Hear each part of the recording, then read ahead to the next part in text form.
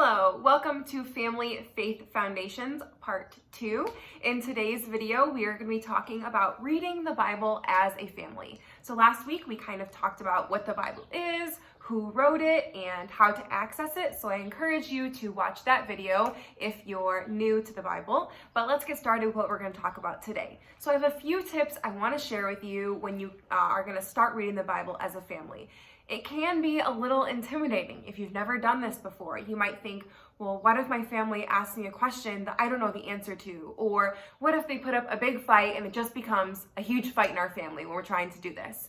I want to tell you, don't worry. God is with you. He wants your family through reading the Bible. It's a good thing, and God will help you to do this good thing with your family. Might be difficult in the beginning because, of course, Satan doesn't want you to be reading the Bible as a family. But with prayer and with commitment, you can do this. And I'm with you to help you. So I have a few tips I'd like to share. The first is to set expectations. So this part of this is setting a time limit.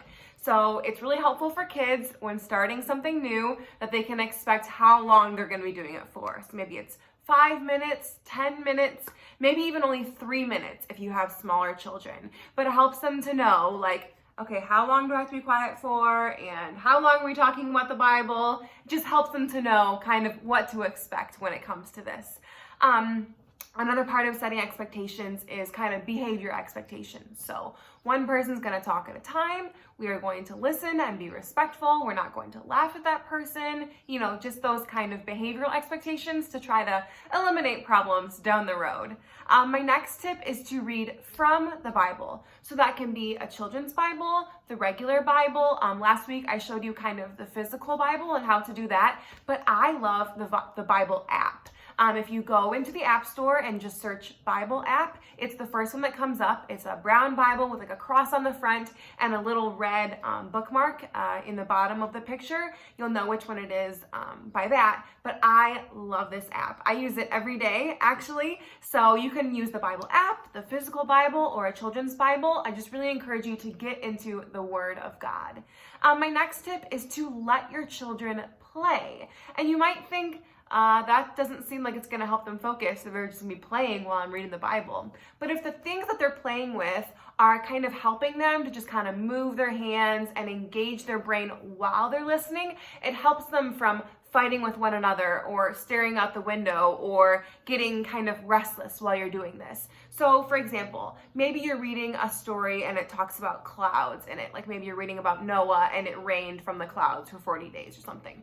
You might get out some cotton balls and give those to your kids, and they can kind of be playing with the cotton balls, touching the cotton balls. You can tell them cotton balls are like clouds. So they're thinking about the story, but their hands are kind of engaged, and it actually helps their minds to be engaged too. So you might have some special toys that you get out just during Bible story time, or like I said, household objects can be useful just to kind of keep their hands engaged.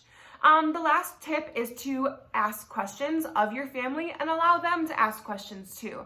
So some questions you might ask are, how does this make you feel? How does this verse make you feel? Or what does this verse teach you about God? And then they might ask questions too, like, well, what does this word mean? Or who is that guy that's mentioned in that verse?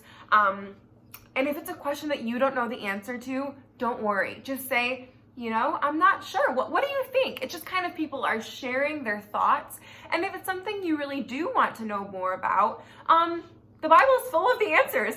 You can just dig deeper into that passage you're reading, or maybe you can look up you can search on the internet. Not everything on the internet is true, but you can just kind of get some different opinions on questions you're thinking about. You can ask a pastor if you belong to a church, or really if you reach out to a pastor with a question about the Bible. I don't know one pastor that would turn you down and not answer your question.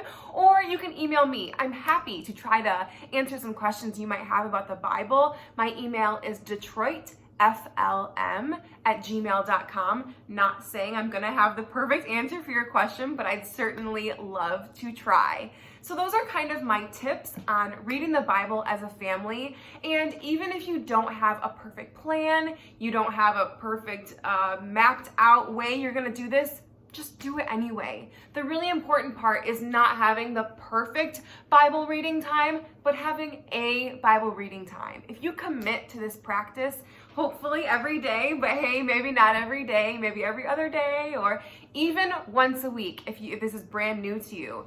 It's just getting in that practice. The more you do something, the more comfortable it becomes, and then you can really make it part of your routine with your family.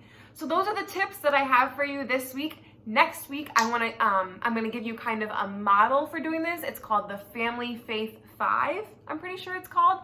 It's a resource that I found that I think is really great when reading the Bible with a family. So I will be sharing that with you next week.